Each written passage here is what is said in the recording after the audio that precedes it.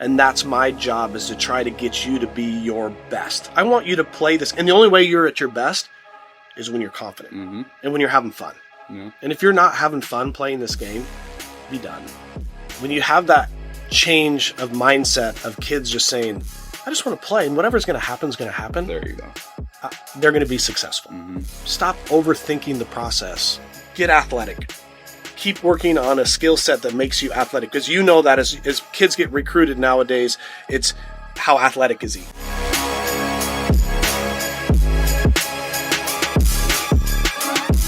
Welcome back to the AOP podcast. My name is Art Salazar. I'm the CEO of AOP. My name is Fred, the pitching performer coordinator for AOP. And we're excited today to have head coach of Cal State San Bernardino, Mike Nadeau, joining us. Thanks for coming out. I appreciate being here. Just a little early, 9:48 on a Sunday. Thank you for coming. A little bit about Coach Nadeau. This is year 7 at Cal State San Bernardino. Was at Seattle U, Division I up north before that. And then at a junior college up north also before that. And you also played professionally, right? For I did. How long? I did. It was 5 years, 2 years in the Orioles organization, and then some independent ball after that. Nice. Shortstop, right? Shortstop, second base, third base. Yeah. Glove or hitter or both?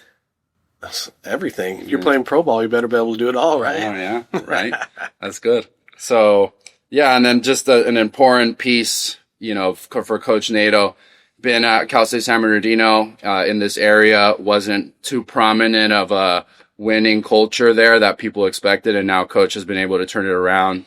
They made a 2023 World Series run, and you guys finished ranked number... I think we were 3rd or 4th. That's beautiful. So top 5 team in the country, after a couple years building the program up. And so I'm excited to get into some details on how Coach accomplished that and, what a coach like Nadeau looks for in players and, get into some details on that. So if we could go back to when you took this job and you saw the landscape, what was like some of the focuses you had as far as wanting to build your culture that, you were looking for in players, or reshaping the stuff you were doing or that the school was doing? I think you got to start with me in the Northwest. Okay. That's where I came from. You come from Washington, grew up in Oregon. Baseball's different down here. So when I got the job, it was the recruiting part of it was going to be the challenging part, I think, for me, as you start looking for players in SoCal, and even in just the IE, because I was told the IE is just loaded with players. And when you come from Washington, Oregon, the development talent-wise is just different. As we've been here at Cal State, I think every year we brought in probably 2 or 3 JCs from Washington every year, because I think the kids are super tough after they do the JCs up there. But it was interesting, the high school side of it, because when we came in, we really wanted to start young and build a culture like you brought up and have guys with us for 4 years and try to get through a process of building team, family, everything. Nobody was selling us anything to Cal State San Bernardino. And when I got here, we knew the program wasn't great. Parnell was here for 21 years and built this thing and did such a great job with it. But then you could really see it faded off. I had conversations with him of why. And it's tough. Division II baseball is really tough on the financial side of it. So as you're recruiting and you're trying to bring in kids to develop and make better and make your program strong and successful, if you don't have the money to do it, it's really tough to bring in those top players.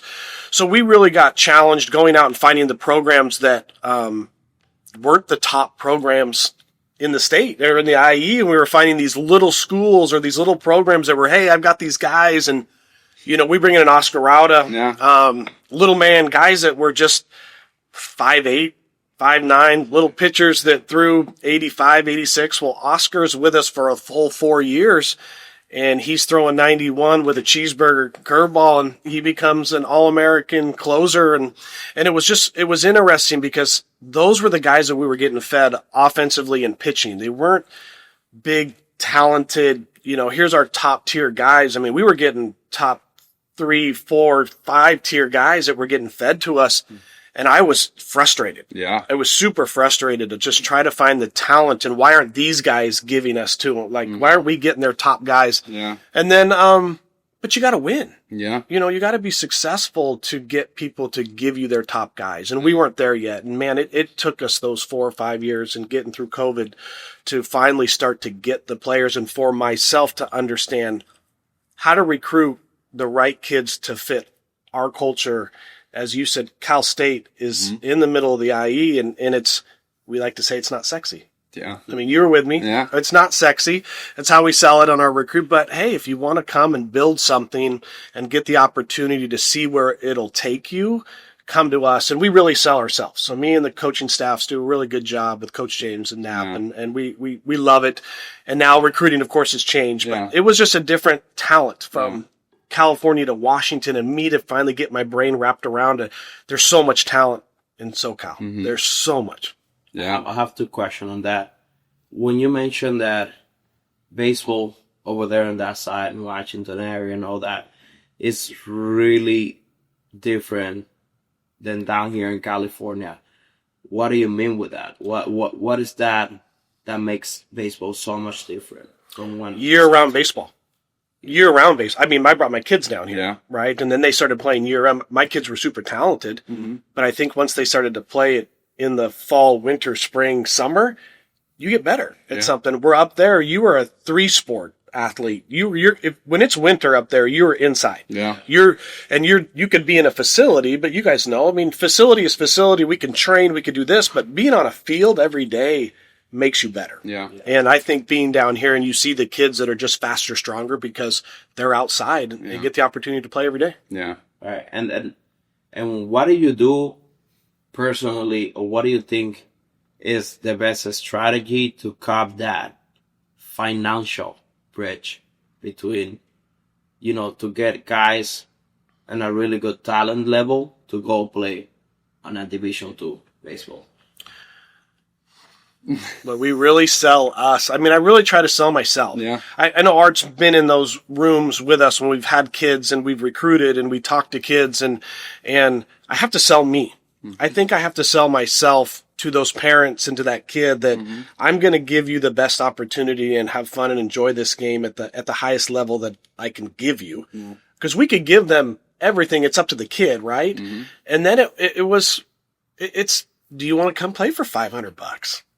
Cal States aren't expensive, and you guys know that. Compared to the private schools or the big schools, you're not going to go in serious debt. So, we've started to get a little bit more money and some help from the admin to do a little bit different things to make it a little more creative as we start to recruit our kids. But FAFSA kids, military, those are the type of kids that give us a little bit more money on the side that can help make that scholarship a little bit more, it's just greater. Yeah. But it's definitely a challenge when it comes to the financial part and getting a kid. We lose a lot of kids because we say, hey, you want to come play for $1,000? And they'll be like, yeah, no. But if we can get a kid to come play for $1,000 and they believe in what we're offering and they know they're going to come here for the experience and to enjoy baseball, because you guys, not every kid's going to get drafted. Of course not. And so what do you want out of these 4 years? Yeah. Get that education. And I preach it. And we preach family academics baseball. That's the way it stands. And my family's first. I tell my guys that I love baseball. I love my job, but my family will always come before you guys. Yes. 100%. For sure. But then guess what? Then academics, you better pass your classes or you're not going to be on the field. Yeah. So it's been a challenge, and but I would probably say those last 3 years, recruiting's gotten so much better when we won. Of course. Now I'm competing with Point Loma to go get guys, or Azusa, or Pomona and Chico's. We're getting those guys, and they're picking between us and them. Mm-hmm. So, like, thinking on putting myself on a player minds and all that. If I'm a player and I'm like debating or thinking about go play for you, go play for another D2. You say that you sell yourself to the player. Who is Michael Nadeau? Who is what I'm gonna buy from you? Who are you that I need to buy you to go play for you? What is your culture? What is your program? What are you gonna sell me? Sell Michael Nadeau to me. Oh, I'm excited. Ooh. How much money you got? Now, I think I try to be real. I try to be honest. I don't try to BS a kid and tell him you're coming here and you're going to be my starting pitcher. You're going to be my starting center. We hear that where kids will go someplace because someone's going to tell them that they're going to start. No, you're not. I'm going to sell you the opportunity and to come here and compete. And I hope you want to compete with two dudes next to you, or if it's a pitching staff, 16 guys, 17 guys that are just as good or better than you, so that you have to compete because I want you to get better. Yeah. If I sell a freshman that you're coming in to be my starting center fielder, my starting shortstop, we're not very good. Yeah. You understand that that's just not fair. Yeah. That's not a fair assumption to tell a kid. So I really do try to sell the honesty of what we're trying to do to develop you as a kid. You have an opportunity to get drafted? 100%. Every kid has an opportunity to get drafted, but guess what? 1% of you are going to. So you want to come in and play? You want to get an opportunity? Because every freshman that's come and played for us play. They play. They get innings. They get at bats. They do it. Now it's still up to you. We don't take a kid out of the lineup. You take yourself out. Yeah. You take yourself out. So, my culture is family. I really preach that there's no cliques. Like, we have to do more things and bond these kids together so that they trust each other. Because we've all played. Do you have my back? Do you have my back? And the only way for us to have each other's back is for these guys to understand who you are. Because that's what happens. A lot of kids don't know really your true story. Yeah. So before every practice, we get up and we do our circle and I do my talk, and then we have a kid talk every day. This year we did groups, which was kind of fun, and we had the group stand up and then the kid had to tell a story about the kid in the group. Yeah. So he had to really learn something about him. And then we would get up, and then I think you didn't know that about that kid. You're like, wow, that's a great story. And I think when kids have stories, people latch on to you. I don't have a sexy story. I was 5'9", 165 pounds when I got drafted. I played for Pat Casey and George Fox before he went to Oregon State. But man, he knew how to push us. He knew how to get the best out of us. Yeah. And that's my job, is to try to get you to be your best. I want you to play this. And the only way you're at your best is when you're confident and when you're having fun. Yeah. And if you're not having fun playing this game, be done. Move on. Yeah. It's like a video game, right? And you conquered it. You won it. What are you doing? You're just throwing the game away, and I'm going to go try to find a new one. Well, I don't want that ever to be that point where this game's done. Have fun, enjoy it, play it as long as you can, because you're going to work the rest of your life. It's just the way the world works for these kids. Some kids need to stop. Yeah. We know that. For sure. But I love baseball, and I think if I can show passion and energy, how I appreciate the kids, how much I love the kids, I think that's what I'm selling, because it's just me being true. I'm not a yeller. I'm not a screamer. I mean, season comes around and things get a little bit more tense because winning and losing, but if I can make you enjoy this game because it's a game and not a job, you're going to be successful. Yeah. And I think that's what happened a couple of years ago when all the guys just really bought in to everything that we were doing. And you could tell that year we were rolling the balls out for guys, and they knew exactly what they needed to do. So it's, I know that wasn't selling myself, but I think it's really what I try to do, because I love baseball. So if I love it, I think the kids feel it, that we love it. Yeah. And I think for parents too, when they're going to sit in these meetings, I don't want to speak in like the terms of knowing, let's just say like the organic hearing you talk about it, that parents come into the room and they feel your authenticity of, this is who Mike Nadeau is. And I can feel that. I can see the conviction in your voice and hear that this is actually genuinely what you believe and what you're going to do, and not day one shift because I got you here now. You signed, so we're going to change. This is actually who I am. No, I think you're actually presenting consistently always when you speak, this is who Mike Nadeau is, right? And I think that's probably what's at the forefront of like, I'm just going to be real, and like you talked about guys, how difficult it is to get drafted. I mean, I'm sure you could a million stories of kids that, I want to play professional, and the kid's scoring like 83. And it's like, yeah, I mean, you're probably good enough maybe to play here, but you're slow down, and like being real and not selling the kid. Yeah, we're going to get you drafted just so he signs, and like, I think just generally run into that in the business and of industry of baseball, that people just start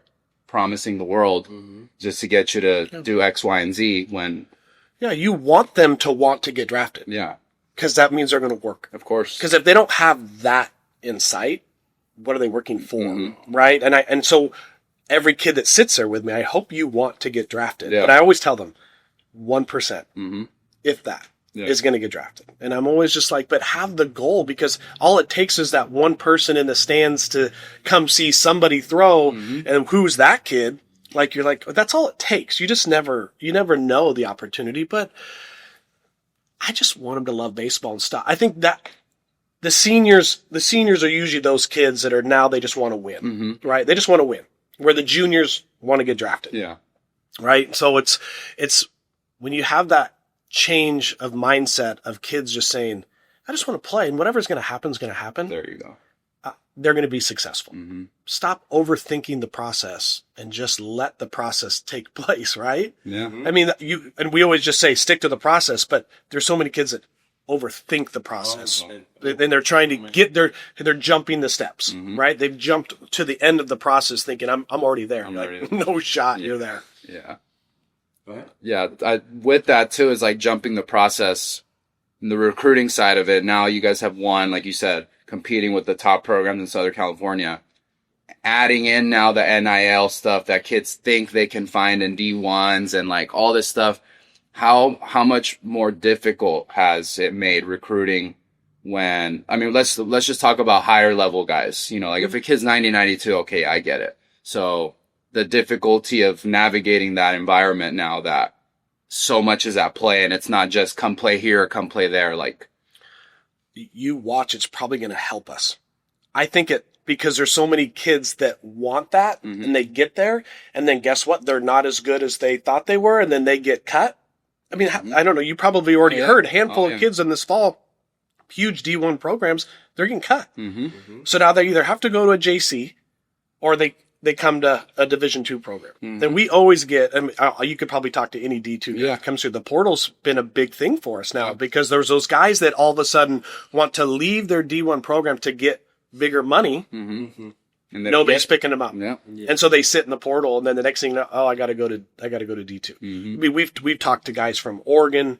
So there was Long Beach. There's probably 3 or 4 schools that are that we're talking to that they got cut in the fall. And you're like, what? Why did you go there? Well, the D1, the money, and we don't have that. We don't have the NIL money. That's just not there. And they're trying to sell jerseys or something now, but it's just, it's a business. It's such a business. Now you have kids that say your son grows up and he's a big UCLA fan and he just wants to go to UCLA. Well, no, now he's going to go where the money's at. Yeah. And that's what sucks is because now you're losing legacies, I think, of these people that just, now the money is just, I mean, my daughter's at Stanford and have the top pitcher in the nation. In the country. She's 2 years, they go to World Series back to back. Texas Tech pay her $1.2 million. Softball pitcher. That's football money to go to Texas Tech. $1.2 million a year for the next, I'm like, what? And she was at Stanford. She left a Stanford education because of money. And I get it. Life-changing money is life-changing money. Of course. And that's what I'm saying. Now it becomes a business. But Stanford education, and I think for any athlete, male, female, it changes your life forever too. And 1.2 million, how far is it going to go? Where are we going to do when we're done with that? But it's sad. It's sad. Well, we're talking about 1.2. I get it. It's life-changing money. It's difficult. It is difficult. And I have a question. I just really think about this right now, but I've been like asking a little bit of this question for the past couple months. Because I know in the Pro Bowl, the system works very differently. You know, we can just draft a new guy first year. He got signed for X amount of money. So automatically you're going to play ahead of this guy who's been in the organization for 3 years, 2 years, whatever, that he was drafted in that later round or he comes for international department and blah, blah, blah. And of course, that new kid is going to play over that guy that has been in the organization before. But in reality, I've been watching that in college baseball, that works a little bit different. A lot of the times, freshmen, sophomore, they don't get the same opportunity as, juniors and seniors. How did that work? Is that a mental bias that coaching staff, you as a manager, it is like experience? It is, I don't know. How did that work? How a guy career can really be very different from freshman year to the senior year. Even if a freshman is half the talent was being shown you that he can probably be one of the best into the roster. Or if that's the case, you don't give a fuck. Like, you just give that player the plays that he deserves. I think it's just maturity, right? From freshman to a senior. Yeah. We go from 18 to 22. Yeah. Which I think are huge steps of your life. We always talk about a 2-year-old to a 5-year-old, and I think 18 to 22 is just important to watch a maturity of a kid's brain, because freshmen, the game's so fast. They can't get it to slow down. Faster, stronger, they come from high school where they're the senior and they think they're the dude, to where they come in. And now we saw it in our fall where just the freshmen would struggle a lot. And then as that fall starts to slow down at the end, they get better, but you're still not as good as that junior or senior that has got all those at-bats and got all those innings that played. I think there's that. On the reverse side of that, it's totally changing because of NIL. So these freshmen are coming in, they're playing. They're either going to get drafted. You see the kids that get drafted that don't go because they're going to go to Oregon State and get $2 million to play. And because I have a friend, his son's there, he's a junior now, and he's watched all these kids come in the last 2 years that are just playing, because if they don't play, they're gone. Yeah. If they're going to go to another program, they can put themselves in the portal right away, and I'm going to go to Texas Tech or Texas A&M. I'm going to go to Tennessee. I'm going to go, and they're going to get a ton of money. So he has to play them, or he's going to lose them. Yeah. That's the sad thing right now, is now teams are going to start being younger because they have to play these top talented guys that got drafted, didn't go. You're giving them a ton of money. They're coming in. And like I said, it's a business. Yeah. So 100% agree with you on that, on the freshman to senior, just because you're right. It's a skill set. It's maturity. But those freshmen are playing now. Freshmen and sophomores are playing because they're getting paid. And they're not losing them. Yeah. So, and I think too, something that you're going to see is they pay them. Let's say they completely shit the bed. Well, that money's gone now. And like you said, trickle down effect, where I do actually believe Division II is going to step their game up big time. You're going to start seeing big time talent now that trickles down because they just had a bad year. And now nobody's going to throw $1 million at them. No. And so maybe the kid thinks, oh, well, I'll maybe go D2 and hit 600. And then I'll maybe end up my way back into Division I. And I'm thinking of the kid from, was it LA or Dominguez Hills that ended up at UCLA? Remember that lefty? Like, it's been done. It happens. Yeah. And what the scenario and the environment of whatever that kid's going to be doing. But also want to get your opinion on did you see the ruling of now JC eligibility is not going to count? What do you got on that? Well, I think it was horrible because, everything gets made because of a lawsuit. Yeah. You understand? Always. So this kid from BYU sued the NCAA for his eligibility back for the 2 years for playing. And then they we'll give it to you. What? I mean, it just makes no sense. I think it was Sark from Texas was talking about how it's horrible because now kids are going to be 25, 26 years old. Playing. So there goes education again. Yeah. Are we going to school for education? Yeah. And a sports, that caveat that we get. Excuse me. So it's hard now as you look at this and go, for us, it's going to benefit us because we recruit a ton of JC guys. Yeah. And so those guys are going to go to a JC for 2 years to get to that D1 school that they wanted to go to. Sorry, that's not going to be there. Yeah. And it's going to benefit us, except now we've got that. You could build that culture again because now you've got more of a kids that are in your system for 3 or 4 years instead of the 2. I think it's horrible. I think it's just horrible. Maybe if they want to do it for football, because every rule is based around football and basketball. Of course. But now it affects softball, baseball, all the other sports, and I think it's a really bad rule. Yeah. Especially those kids. I have no clue. I think MLB is gonna step up into that rule, but I don't know how it's gonna work out. No clue. Yeah, I mean, it's just there's so many things you have to discuss. Like, okay, a kid goes to a JC for 2 years, then he goes to LSU, and he's 21, let's say, because he was 19. And then what? He's going to play 4 years and be 25. And then it's like, okay, at what point is he draftable? At what point does that kid decide, okay, I'm not good enough? Do I just stop playing? And then, like you said, at the end of the day, you're a student athlete. So it's like, it seems like with this, school is just getting thrown to the side. It's just like, Not important. every kid's going to get a master's now to play 6 years. That's what you have to do, right? That's the only way, unless, Which then comes out of the program's budget. which then makes everything harder. Yeah, You know, and you're, like, you're not cycling really. It's just Yeah. it's an interesting cycle. I think it's horrible rule. But you two who are around the scouts a lot more with your guys, age matters. oh yeah. I'm not drafting a 25, 26-year-old because they think their lifespan, that's their prime. Yeah. Look at Soto. How old is he? Yeah. Be 20, 25, 26 and getting paid how much? Yeah. At 20. And so now you're going to just draft a guy at 25, 26, and he's going to go through the system for what? 3 or 4 years maybe before he gets brought up? Yeah. Now the guy's 30. Now he's on the down. So it's, I think it changes. And I know it doesn't matter. You can get drafted at 21. So it doesn't matter. But I just still think as those kids maybe develop later, Yeah. their draft status goes down and we're still only stuck in 25 rounds. And Yeah. so. Yeah, 100%. 100%.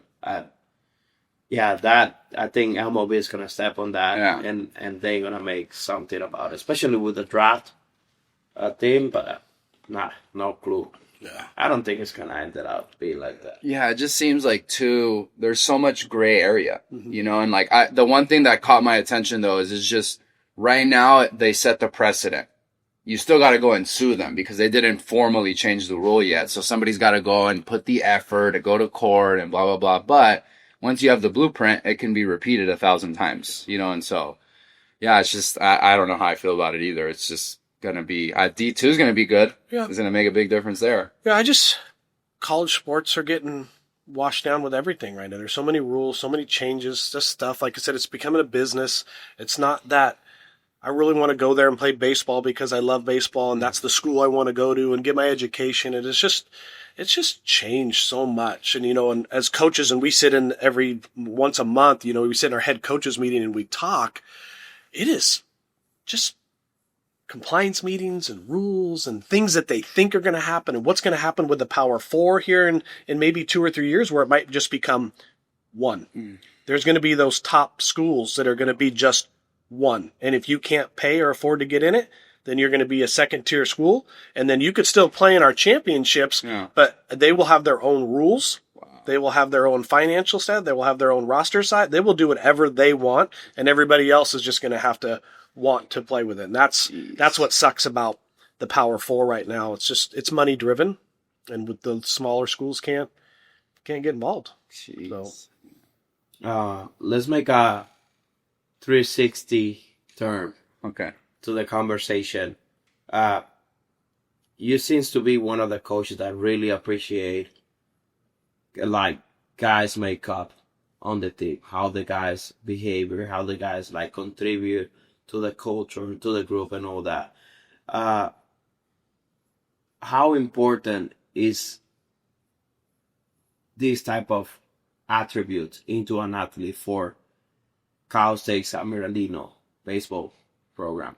How important is like the makeup, the personality, and how a player can add value into a group when can be not only with his ability on the field, but his ability to be a leader, his ability to, you know, take care of other players in practice, in games, all that. I think for you guys, I mean, and Coleman's going to love this because I'm going to throw a shout out to Augie. He was a kid that came into our program that never even pitched before, right? And I think you guys know him really well now, his personality. And I think the first 2 years coaching him and the other guys, I really tried to shut it down. Mm-hmm. But then as we grew, you got to let the kids be them. Augie learned how to be himself, but man, his energy, his personality, and who he was, That's not fair for me to lock it up. Yeah. And I think when you lock that up on kids, they don't play to the best of their ability. Do we need to manage some of it? Yes, because there's some kids where their personalities can be too big and maybe get out of hand, and then it creates this side culture of we can do whatever we want. No. I used to be the guy, and when you were there, we really never let the dugout get out of hand. We would control it. We should always control it. I'd probably say the World Series year was our worst, best dugout that we could have. And you know the personalities that were on the team. But you kind of let them, and once they let them, they fed off of it, and the whole team fed off of it. And then it became, you could tell it was tough for the other teams because you had a really good dugout, and the energy from your dugout makes such a difference. Yeah. So I know you're talking about personalities and kids, but I think as a coach, we got 40 kids. I need to figure out every single one. Somehow, I got to figure out who you are and how do I get the best out of you. And sometimes I need to wrangle up that personality and no. You need to put that aside. You need to focus it. And then the other guys, you need to let loose with their personality because when they are themselves, they're at their best. You're going to be at your best when you have the freedom to come in here and coach how you want to coach. But if somebody's always looking over your shoulder, telling you, no, Fred, you got to do it this way. You're not going to be a great coach because now you're micromanaged. And I think there's a lot of coaches out there that 100% micromanage their team. And when you do that, I think you have to hit this way. Yeah. Here's our throw. You have to throw this way. Like once again, we're not reinventing anything. It's baseball. And I think we watch kids hit every day. And Jason Shedlock on our team, and the kid is not conventional. He doesn't have the prettiest swing, but we just let him hit. And the kid hits over 300 every year. You just let a kid do whatever. And there's guys that they're good at it because they can be themselves. And then there's kids that just can never get out of their own way because I think they get too bottled up or they're too caught up on the pressure of the game too. So I hope that kind of answers your question of how we have to figure out everybody and making sure we just get the best out of them. Because if I'm not getting the best out of you, that's my fault. And I think it comes to personalities. And you guys see a ton of kids that walk through this door every day, and some of them have great personalities, and some of them can't talk to you. They can't look you in the eye. You can point them with the fingers. Yeah. This is the type of guy that do this. This is the type of guy that behave like this. You can do that all the time. Yeah. And that's what's kind of fun though too. I love it. When we come in the fall and then you start to figure kids out, I always tell Tanner, I'll know your pitching staff by about, week 5. I'll know them all. I said, because I'm not in front of them all the time, but then it's just kind of figuring out personalities and figuring out who they are. But then you just really see the kids get comfortable and start to come out of their shell. And maybe that was JoJo. Like we're having that conversation with him, and you get to get relaxed and understand this environment isn't so tight. And now I can just have fun and play baseball. They've all played it since they were 5 years old. Yeah. Just enjoy it. Yeah. I love it. And if I can get the kids to do that, then they'll be successful. We'll be successful. For sure. And something that I'm hearing with that too is how much importance you probably put in the recruiting process on figuring out really, truly, who are you getting? Yeah, we see the talent on the field, but then what kind of personality? Because I'm sure you could think of a couple of cases, we don't need to name names, but where maybe you're recruiting a kid, you think you've got it, and then they show up and they're a completely different person because they were a good actor in meetings, and what things are you paying attention to that without giving away, too much or whatever you're comfortable speaking about, where, things that catch your attention? It's making phone calls, it's talking to summer coaches, it's talking to the high school coach. Who is the kid? Because I can tell when a high school coach calls us or something and he's selling this kid, and then all of us be like, well, who's talking to him? Well, nobody really, and then you're like, why? Red flag. Yeah. If a kid has multiple schools talking to him, even if it's D2s, JCs, then okay, there's something there. But when you try to sell me somebody and there's really nothing, and then we'll go talk to teammates' kids and they'll be like, I've done it before where there's really good, talented kid that can come to us, but we know he's a bad kid. We won't bring him in. I don't care. You will divide my team 100%. So we do a lot of trying to dig in more with those questions of who is this kid? I'll talk to his family. Yeah. Go talk to mom and dad. And you guys do it too. It's the dad that sits here with you and talks to you for 30 minutes about how great his son is. And all this could be a red flag. And it's not just the kid, but it might be the family now, because you know me too. And I'm sorry, I keep saying that. No, but you've been with me for the year that I invite my families. My families are a part of my program. And with our fundraisers, with everything we do, I want my families to be a part of our baseball family. And sometimes that could be really tough, because you don't know the family sometimes as well as you know the kids. But I love sitting when a recruit and mom and dad show up.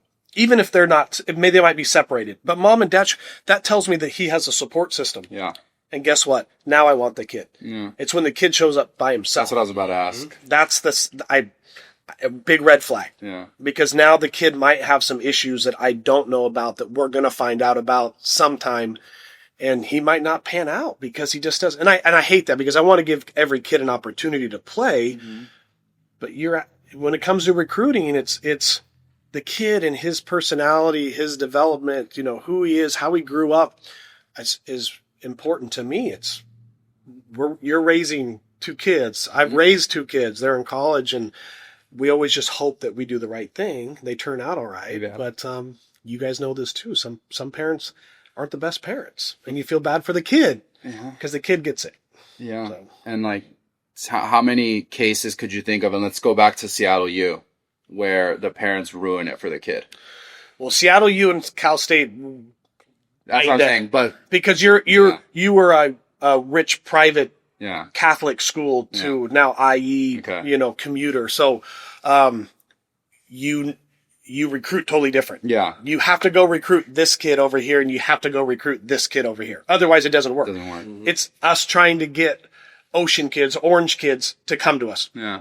They don't work. It does not work. No. IE kids work. Inland kids work. Yeah. If you're Huntington Beach, you're Laguna, it doesn't work. San Diego's worked for us. Somehow we've gotten a great San Diego pipeline, but some of those are JC kids that have come in. A couple high school kids, but we know where we need to recruit from. Mm-hmm. And we won't go try to challenge somebody that's recruiting that kid, because they're not coming to us. Yeah. So that's been kind of an interesting thing. As you recruit, you just have to find out what and how they're going to come. You asked that question earlier about that on the recruiting side of it. And how do we get financially, try to get those? Well, it's also about, we know if we're talking to this kid, we got a chance for him to come here. Yeah. Because we're not talking to that kid. He not coming here. Mm-hmm. Olu kid. Yeah. And believe me, we've talked to Olu kids, and we've got them on campus. We got them there, and almost, and then it was like, yeah, but it's not going to fit. You're going to be here for the fall, and you're going to be, I'm in Paris Hill Park. I'm out of here. I'm out. Man. But it's been it's a challenge, but we've kind of figured it out. Yeah. This is going to be a fun one. I want you to separate 3 differentials in pros and cons when it comes to D1 and D2. What I'm going with this, like, you're going to say, in D1, you expect to see this, or you expect to have this. On a D2, you're not going to expect to see that and have that, but you expect to have this instead. Does that make sense? Yeah. So let's go with 1. It's going to be a tool set, right? Division 1 tool set. You probably have 4. You have 4 of them, out of those 5, or 3 super strong. Yeah. D2, you got 1 or 2. Yeah. You're missing something. Like, you could swing it, but you're not a great defender. You could pit. You got velo, but you can't spin it. Mm-hmm. You can't throw strikes. Why do you think? I think there's a lot of D2 guys that have really great velos, but it takes them time to understand how to pitch. Mm-hmm. Because when they were at their Division 1, I guarantee you they were throwing 93, 95, but couldn't throw strikes. Mm-hmm. And so guess what? They're like, you're gone because you're not helping me. So then we get those kids. So, or you have the run tool, but you can't hit. You have to defend. When we first recruited, we were bringing in the kids that were super defensive, couldn't hit. Yeah. And we're at our park at Fiskey. When we were at series, 85 home runs. I mean, we have to build it around our park. So I think the skill set, 100%, right? I think that's where your tools really separate. Division I kids are just, majority of them, their athletic ability is just stronger. And then the D2 kids are, I think we're super athletic, we're super strong, but you're just missing something. A lot of it's mental too. Those kids that just mentally can't handle it. Financially, academically, I think too is another aspect of why some kids don't end up at a Division I school. It's hard if they're not getting the money. Like, it'll change next year for the Power Four to get 34 full ride scholarships. But even these mid-majors, so say CSUN and Long Beach, they might have 15. Yeah. So now those kids are going to go there and going to pay a lot of money. Now you can come to a Cal State or you can come to a JC, right? And it's going to be cheaper for them and get stronger, faster. I think when we were at the Division I level and even at Seattle U and we were playing the Oregons and Oregon States every year, even that was different, right? You have your mid-major and your Power Four. Skill level was it was different. Yeah. It was different. But it's just, they're here and we see them come through the portal. We see the kickbacks or we see them go to a JC and they end up with us. I think you guys know our conference. Our conference is really good. There's a great talent all around us and I think it's just going to keep getting better. I think the D2 programs are really going to benefit from a lot of this stuff that's going on. For sure. What is the best thing that D2 experience can bring to an athlete? What is the best two things that play for a D2 college can bring into an athlete? Can be opportunity, can be the environment, the experience, less pressure. All of those. I think the last one saying less pressure. I think when a kid goes to a Division I schools, there's the expectation that I have to go there, I have to be good, or I'm not going to play and then I'm not going to get drafted. You come to D2, you can play, you can have fun. There's no expectations of getting drafted. You just want to go and play. And I think what you're seeing some kids, and this might happen too now more, you brought it up earlier, is they might come to us, have success, be gone. We haven't had a kid get put in the portal in the middle of his 4 years. We've got our guys with fifth-year guys that got put in the portal, which is fine with me. Go someplace. And they've gone to Division I. Yeah. We've seen that. And that's great for them. But I think that's where you'll see that. I think it's just an opportunity to not feel the pressure. But some kids have to go someplace to feel that first and then come to us. And we've had them say that to us. It's like, this is just, we've had a couple D1 guys that are on our program now and they love it. Because I just don't think they feel, like you said, the pressure, the environment, you have to win, you have to be successful, or guess what? The next guys and they're gone. And so I think it's a less pressure environment. Good. I don't have more. I've been asking too many questions. Yeah, I mean, hey, you had the good questions, though. Yeah. You had the good questions. One of them, for me, that's like speaking on my experience and not about, going back to, like you said, every kid needs to have that why of, well, I think, I pray, I hope to play professional baseball. In your time here at San Bernardino, number one, how easy is it for you to pick out truly the pros, the guys that have gone on to the next level? And it doesn't even have to be draft. Luke Hempel, Austin Coleman. There's a couple other guys that go on to play indie ball, like, where you're just different. You can just tell. You are not X other player, and like, in your time, what have you noticed with that, as far as truly the differentiating factors between, we tell kids if you're recruiting a kid, say out of high school or JC, and you'll notice, you better be one of the top 5 players on that team. So even with us, I think any of the programs in the CCAA Division I, like, you better be one of the top 5 players. Yeah. Because if you're not getting looked at, right? So 100%. Do we have Deshaun? When Deshaun played for us, Johnson, 2 years ago and was with us, he was just different.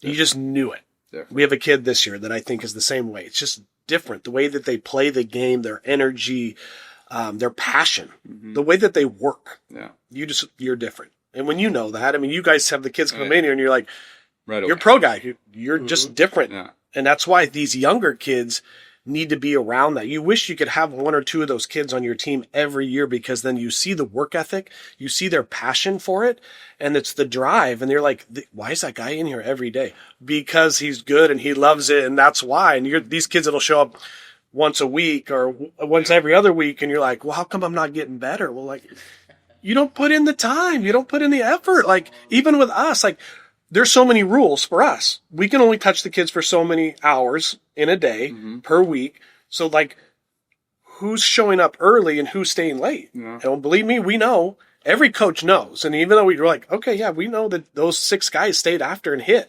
Those guys were out there doing their more drills, or those guys came early today and were grinding at 12 o'clock, and practice doesn't start until 1, or they're 11:30. You know, you're like, you're the difference maker. Yeah. But the kids that just think that they need to show up 15 minutes before practice, and then when practice is over, I'm out and I don't go to the weights, or I don't do something. Like, if you love this game that much, I tell you have a girlfriend. You want something back from your girlfriend? You're going to put in time and effort? Yeah. You'll get it back. Yeah. You don't put any time and effort into your girlfriend, she's telling you to go kick rocks. Because if you want what you want and you're not giving me what I want, so it's the same thing, and that's baseball. That's any sport. Just go put in the time and effort. Like, I've been married 24 years now, right? I'm like, I got to put in the time and effort with my wife every day, and it's just like, if I don't, she can tell me to go kick rocks. So Of course. I just love that, and I just love to see the kids that just have. I just understand it's a passion. Yeah. Something that they love. I love baseball. I just want to play. No, you don't. Yeah. You're doing it just because it's probably been beat into your head since you were 5 years old, and this is just what you know, and you don't know any different, but it's not what you love. Yeah. They're not going to know they love it probably until you get older. Like, you guys love what you do, and you sit back and you go, God, if I knew all this stuff when I was playing, I'd be so much better. Yeah. You just want the kids to understand that. Just love it. Yeah. Don't force it. You understand? I mean, like, you see those kids that just, Mom and Dad, bring me to AOP today because they're paying the bill. And you know the kids, and they're coming in here and you're going, when's Johnny Session almost done? Because we want to bring in the other kids. That I just don't do it. And that's what's hard. It's hard for kids to walk away from something that's what they know. But just love the game. Yeah. If you love it, it's not a job, right? Yeah. It's not a job. Of course. So do it for 4 more years. If you get that opportunity to go play for 4 more years and get out of it what you can, and get an education. Yeah. Graduate. Yeah. For me personally, I don't want to speak for Fred, but I think you just either have it or you don't. Yep. You can't force the kid to work to that level. No. It's just not possible. And like, when I'm talking to some of these guys, let's go back to pro, kids that finish college that do legitimately have, it doesn't have to be affiliate, but just the opportunity to get those looks. I'll tell them, look, you're 23 years old. Before we even start this, are you willing to go on this journey for the next 4 to 5 years and maybe get nothing out of it other than $800 a month? If the answer is no, then this is not for you. Yeah. And it's kind of the same, just on a different level, you know, as far as college, where, you know, don't worry about all that if you don't love this first. You're not going to get there if you don't love it, you know? And like, I'm sure you can think of a bunch of cases where it's just, they get in their own way. It's like the simplest way to put it, you know, and it's sad. Sucks. Yes. But I think parents can suck the life out of kids. Oh, yeah. I'm super fortunate that I have 2 kids that went on to college and played sports. But we see so many that doesn't happen. But I'm not saying that I'm the perfect dad, 100% not.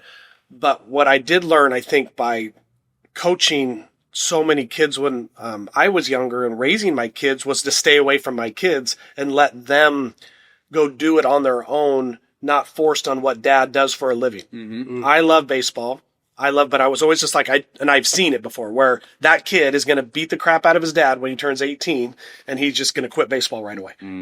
Because it's been forced down his throat, and the car rides from the game to home, and just, you know, and you're like, I never did it. And I never coached my kids. I never coached Keaton or Ella. Never did it. My wife coached Ella when she was like 9 to 12. But I thought it was cool because she had a strong female presence as a coach for girls, which I always think is just great. Yeah. But for me, I was like, nope. If you guys want to come to the facility, you want to hit, you want to play catch, I will do that with you guys. And I'll be there at your practices, your games. But I just didn't want to do it. I didn't want them to hate it. Yeah. And it got to the point where they got good at it and they got successful at it. And of course, then they become where they love it. And now they both got the opportunities to go play it. And so I've seen a lot. And I think you guys, as you keep growing and going through this and you get older, you're going to watch the parents and you watch the interaction of the kid. And then you're going to go, those are the ones where you need to have the side conversation with the kid. Like you just said, like, do you want to be doing this? Or is this more of a mom and dad wants to try to get $1 million out of you and get you drafted? Like when you have a 6-year-old guy coming and paying you for a 6-year-old to what? Like, let the kid just be a kid. And that's funny. Maybe like 13, 14, like, okay, because I told people I never wanted to coach a kid under 15 ever again. Yeah. Because they're not ready. When a kid turns 15, like you said, they start to understand if they've got it or not. Mm-hmm. That's the age. Mm-hmm. But up until then, a 12 to 14-year-old boy, good luck. Because that's puberty, right? And they don't baseball or chicks. There's a amount of kid at that age. I get it. That's fine. But there's minimum amount of kids that you can really tell that they love to do something at that age. I was one of them. Yeah. At that age, I was like throwing rocks into a corner at 11, 12 years old because I really loved to, baseball, and I really dreamed to be a baseball player one day, and it was my obsession for a long time. But this has been an interesting conversation. Yeah, this has been real interesting. I think we could talk probably all day, but I want to just have you, if you could, for the kids listening out there, let's say, what would be some advice you'd give a kid that's a freshman or, sophomore, 8th grader that's like, what do I need to do to play college baseball? What are some tips or things, approaches that you would give? Definitely. I mean, we just talked about it, work. You have to put in work. High school ball, and you guys know this, and summer ball are great. I think your summer programs down here, it's almost not as big as the high school programs. And you see these kids start to change high schools and they go to where all the talent is and they do stuff. But I think as a freshman, hopefully get athletic. Keep working on a skill set that makes you athletic. Because you know that as kids get recruited nowadays, it's how athletic is he? Unless you're just a donkey or you throw hard. Yeah. If you smash baseballs, you throw hard, that's different. Yeah. But I would probably say 85% of the kids that get recruited are athletes. Yeah. Speed, strength, physicality, who you are, and watch you grow as from a freshman to a senior. And you're going to see those kids, and they could sit there and say, oh, that kid that got, recruited by Oregon State as a sophomore or junior. I guarantee you the kid just looks different than you. So put in that time and effort. Understand how to a weight room.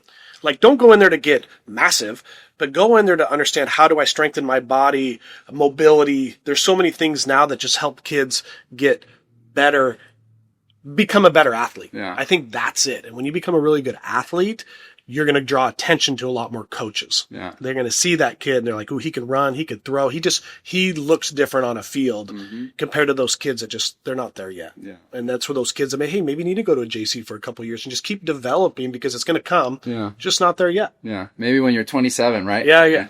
Year 7 of playing after 2 redshirt years and then play 2. And but no, this has been great talking. I appreciate you coming out, and, if you guys are still listening, hit that like and subscribe button, and we appreciate the support, and we'll talk with you guys soon. Thanks, Coach. Right. Thank you, guys. Thank you. Appreciate Thanks, buddy.